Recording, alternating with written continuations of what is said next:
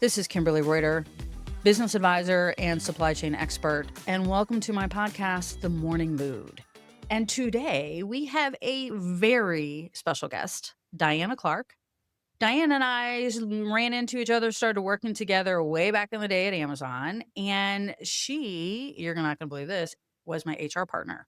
And she is going to share with us today the greatest lesson that she has learned to date, how she's applied it to her success. And she's going to share a little bit with us about her background and how she got where she is today and what she's doing. So welcome, Diana. Glad you're here. Hi, it's so good to see you, Kim. Thank you for inviting me. This is really fun. Excellent. It's been a few years since we've connected. So tell us about you. Like, what have you been doing? What were you doing before Amazon? And what did you do after Amazon?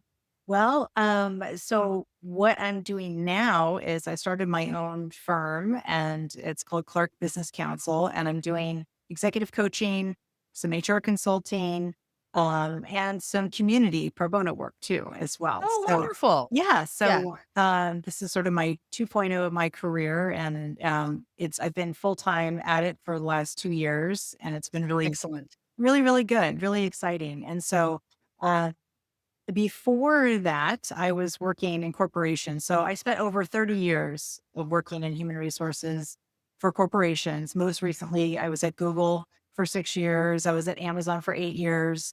I was at Cali Golf before that, and several other companies.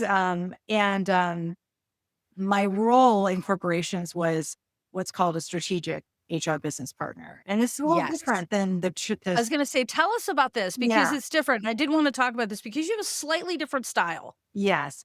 Yeah. It's really an HR business partner is really uh, there to partner with the executives and leaders in an organization, right? So we're embedded with the business. We're working side by side with the business leaders on how they're shaping their business and strategizing with them.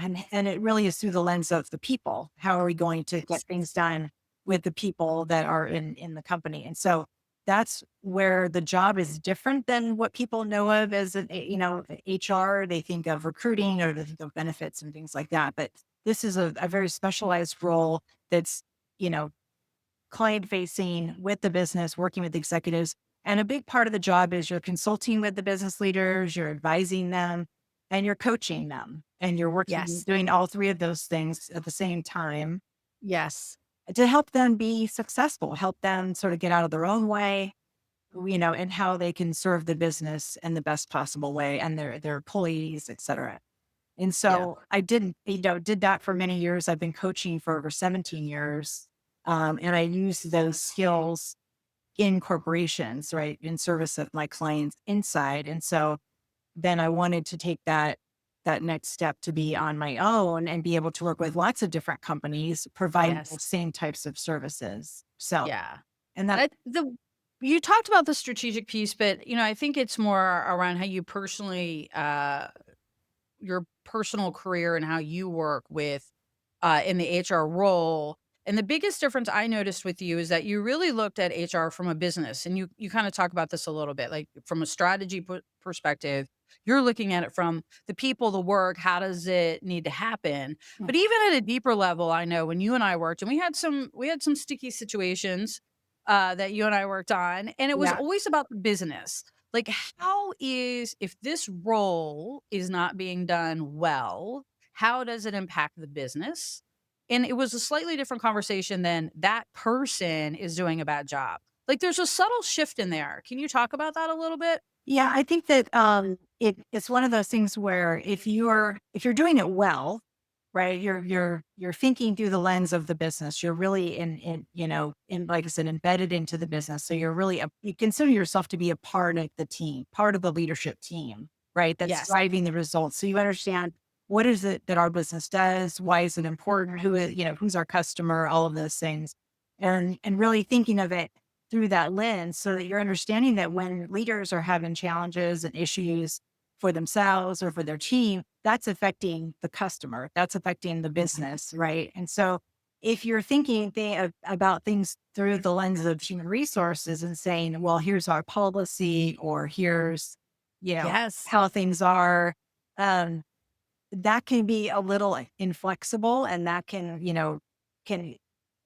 create a situation where leaders aren't going to necessarily confide in you and they may not partner with you in the same way because they feel like, well, she's just going to tell me, he or she's going to tell me about what the policy is versus Right. how can you help me get through this problem I have? Deal with this situation. And I know Yeah. you and I worked on that a few times where we had a situation where, there was a policy, but there was also well, wait a minute, let's see, can we make some tweaks to make this work? Or there's some subtle changes. Like this person in this has value to the business. Okay. We can't just we can't just make a decision without looking at that. And I think that's a Yes. really interesting perspective because, people take their jobs very personally, and most of the time when you're engaging with HR, it's when you get hired and when you get fired. Like, those are the only 2 times that you Right. talk to HR, right? Right. Right. Yeah. Yeah. And that's how most people think about it. I think that's true. Right. I think that Yeah. for myself, that's not how I was operating. I was sort of in the minutia day to day with the You were. leaders. I was in all the leadership team meetings. I was You were. at the offsites. I was helping, put together the offsites, understanding what were the challenges or issues that the leaders were having with each other, Yeah. and with their teams. Sometimes there Because are they challenges, never fight. yeah, The leaders never fight amongst themselves. They get along famously right. I all the mean, time. just hypothetically, if there was ever a problem, right? But that's I think what I enjoyed the most about it was getting Yeah. to know the leaders and really developing those relationships and doing the problem solving, figuring out how are we going to get from point A to point B. What do we need to do to make that happen? Yeah. I love that. So I'm excited that I get to work with all different sizes of companies. I'm working with Amazon still. I do coaching with Good. Amazon leaders, but with many other companies as well. And it's fun to work with, a variety of Oh, organizations. yeah. And they all have they all have essentially the same challenges. I was People just gonna say, yeah. people are the same wherever you go, and so it's the Yes. same types of issues that I get to work on. But I get to have more variety in the work that I'm doing.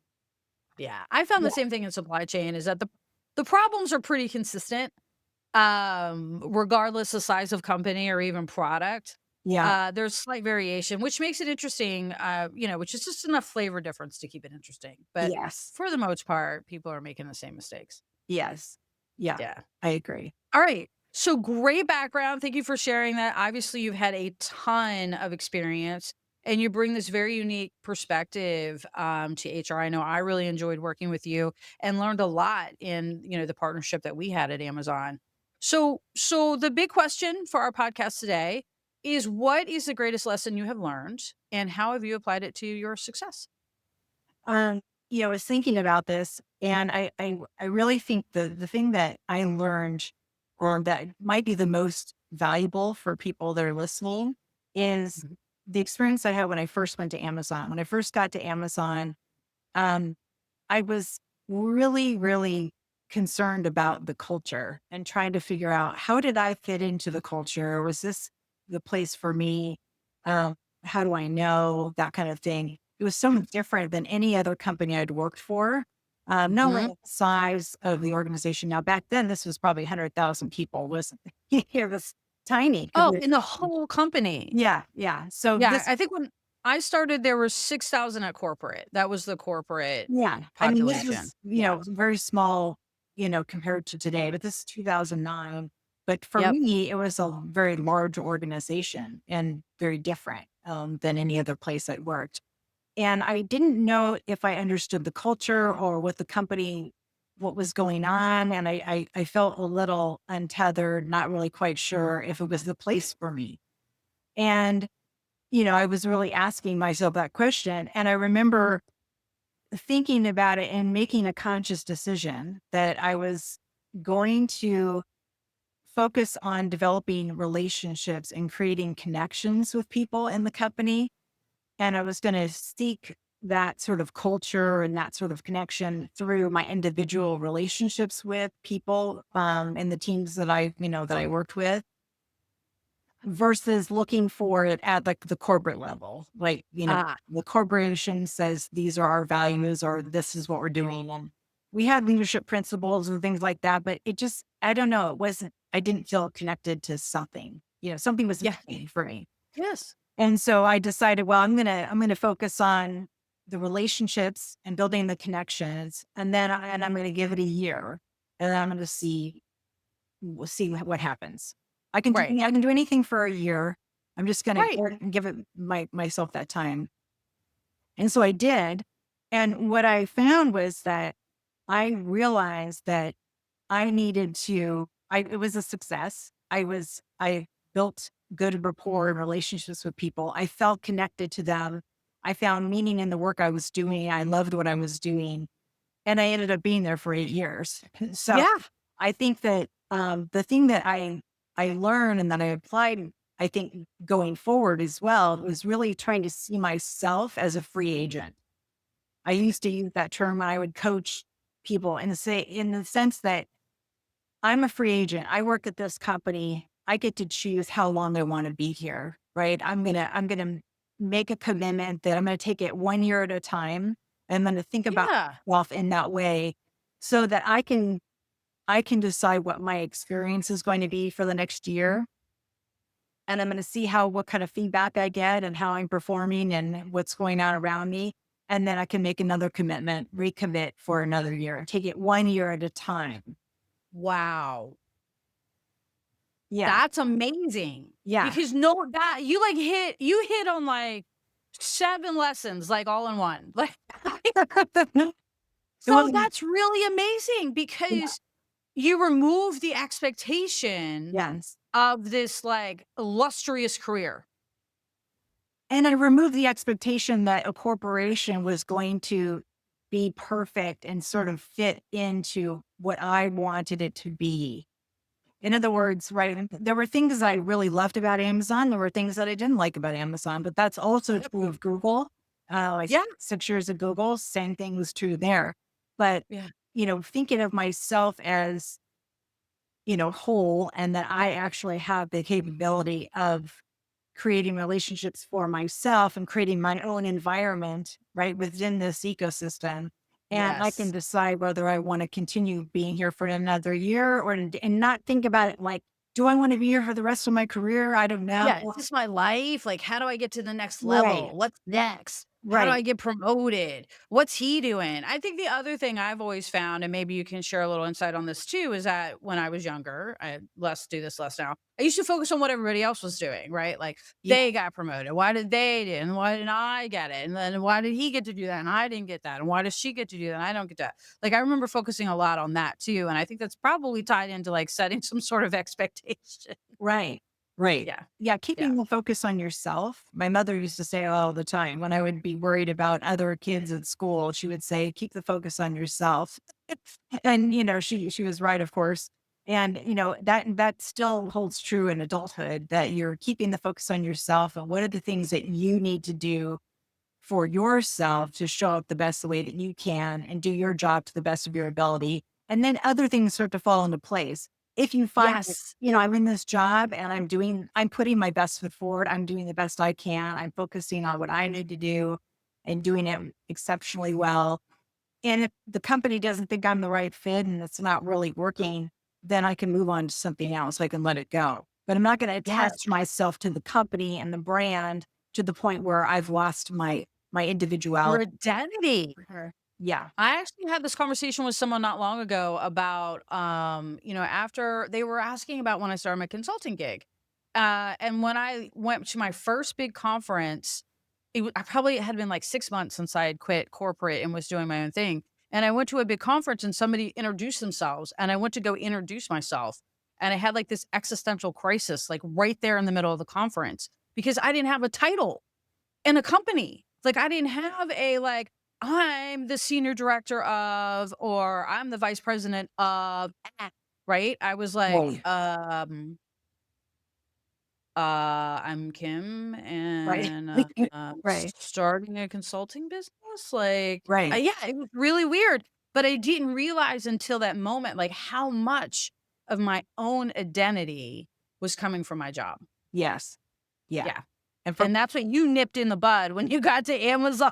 Yeah. And I didn't Yeah. really know that's what I was doing. I think it was Yeah. just more of like I had to kind of figure out what's my next step. I've made this leap. I moved from California to Washington. And here I am in Seattle. I want to be here. I'm just not quite sure how I fit into things. And so, I needed a plan. I needed Yeah. some way to, move myself Navigate it. forward, but not, and just not being overly attached to the outcome. Yeah. Yeah. It's brilliant. It's absolutely brilliant, that's how you got through it. And the culture at the time at Amazon, um, was not necessarily HR friendly. I wouldn't say that we Well, had a robust HR development or we had no development. Like your development is when you got to keep your job. Like that was it. Like you didn't get fired. Yay. That was kind of your reward, but we didn't have a big HR structure at that time. You were kind of there to help build it out, if I recall correctly. yeah, I mean, I will say, I think we had some really strong HR leaders. We did We have did. a really good, strong HR business partner team. Yeah. And so I had, a lot of great peers, people that, we were all very like minded in the sense that we had the, same kind of drive for excellence and we wanted to really, serve our clients. So there was some similarities there. I think that, but HR certainly was a lot smaller and Yeah. was, kind of finding its footing. Just like Yeah. every other team, though. Finance, everybody else was going through the same growing Yeah. pain. Right. Well, we were at These, that Amazon was at the place of becoming like it was the teenage years, I kinda call it, right? It yeah. was we were growing into our big pants, we were getting fair hair on our face, and it was painful, right? The voices were cracking, like, it was we were awkward, I would say, as Amazon it was an awkward time for Yeah. I Amazon. think that's a good word. I think that's a Yeah, good word. Yes. It it could be was. a little crazy. Yeah. I Yeah. agree. I agree. It was good. All right, so great lesson that you've learned. So how have you applied this? You touched a little bit about how you applied it to how you moved through Amazon, but how have you applied this kind of to your success in general? Well, I think that it's helped me definitely as I thought about going on my own and having my own company. I did my first coaching, certification back in 2008. So I was already using those skills and I had already identified that I kind of wanted that to be my 2.0, but it really helped me think of myself as an independent individual and how I was working at Amazon, how I was working at Google, that eventually I was sort of building my own identity, my own brand, Brand. my own Yeah. business, right? Had my business, and had some clients over the time when I was at corporate. Not very many because those jobs don't really allow for a lot You of. don't have a lot of time. There's not a lot of space there, but I did what I could at least in working on the things in the background, the infrastructure and things like that I needed to put in place uh, to do it. But I think it really gave me a sense of self confidence and clarity that I am not dependent on anybody else when it comes to my values or how I work or what I expect of myself. That those are things that I decide, Yes. and that's Yeah. I think something that if you're in a corporation and maybe you're not sure if it's the right place for you, um, that's something anyone can do. You can focus on creating those connections, creating those relationships with people that you work with, and define for yourself what are your values and how do you want to show up and being true to that so that you can feel good about what you're doing there. Even, regardless of how long you decide to stay, Mhm. make it good, right? Yeah. Right. Do good work because people will remember that. Right. They will. Yeah. And it's great because it enables you because you also haven't set all these expectations. You don't have this like 5 years and I've got to do this and I got to do that. It also frees you up, I think, to be more creative and probably be more successful because you're not distracted with all of these other things. Yeah, I think it helps you see that you have a future in front of you. I think that now, people have more than one career, Yes. so you might have 3 or 4 different things you want to do over the course of your working life. So if Yep. you think of yourself as just a free agent and that you're independent and you're really focused on your own brand and your own legacy, if you will, regardless of how long Yeah. you've had an organization, and you focus on that, then you're doing it for yourself. Yeah. So, and if the company happens to really like it too, that's great. That's a bonus, right? Yeah. That's a bonus, but you Yeah. were authentic, you held your values, you Yes. did what you thought were right, and you didn't lose yourself in a company. I see that all the time. Yes. People just completely lose themselves in a company, and it always almost starts with wearing the t-shirt. Um, just I've interviewed for companies who are like, "You must wear orange to work here." I'm like, Right. "I Right. don't think Right. this is gonna work It's out." the swag. Yeah. Yeah. Yeah, it's like a requirement. I'm Yeah. like, "No." Yeah. Uh, Yeah. yeah. Yeah, It's not really necessarily my personality. I kind of like saw myself a little bit on the outside always. Yep. Um, I always felt a little bit different. I would say Amazon, uh, you know, really spoke to me and was really well aligned with me for a lot of reasons. Uh, Mhm. but not in every way. And so Oh, no. it's good to have. It keeps you objective when Yeah. you're able to think of it of yourself as an independent, entity, and that Yep. it allows you to kind of see it with clearer eyes, that you're not, looking at it and thinking, oh, well, everything's great here or everything's terrible or Everything's whatever. terrible Right. here, and the other thing that I struggled with too, and it's kinda what you said a little bit too about what your mom has said, is that, I get focused on this, like, "Oh, they're doing it to me." It's not personal. Right. Like, my coach says, she'd be like, "Kim, it's not all about you." Like, nobody's walking around going, "How can we make Kim's day miserable today?" So Yeah. stop, like, with Yeah. that attitude, like, that's what's happening. And it's exactly what your mom said, but put in the opposite way, right? Is Right. focus on yourself, Kim. Like, you Yes. worry about you, let everybody else worry about what they've got going on. But Yeah. it does. And so people get caught up and their identity becomes their job.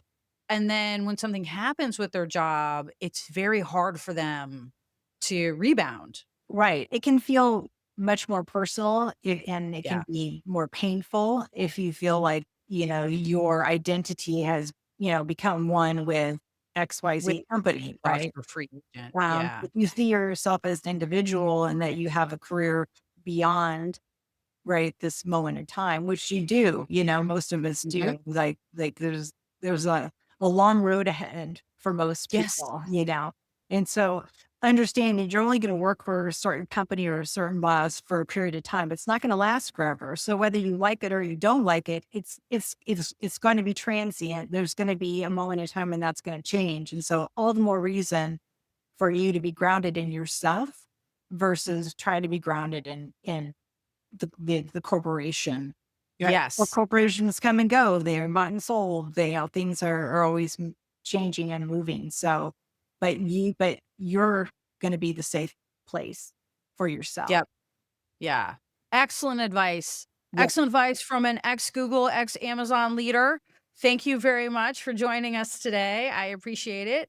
You're And welcome. to my thank you. Anything you want to leave us with before we sign off? um, I think just take care of yourself, like I think it's important to take care of your well-being, right? And so Mhm. again, jobs come and go, things change all the time. So really keeping the focus on yourself, right? And taking care of yourself is really important. Yeah, very good. Thank you so much. And to my audience, thank you for being here today. And we will talk tomorrow. Bye. Bye. Thank you.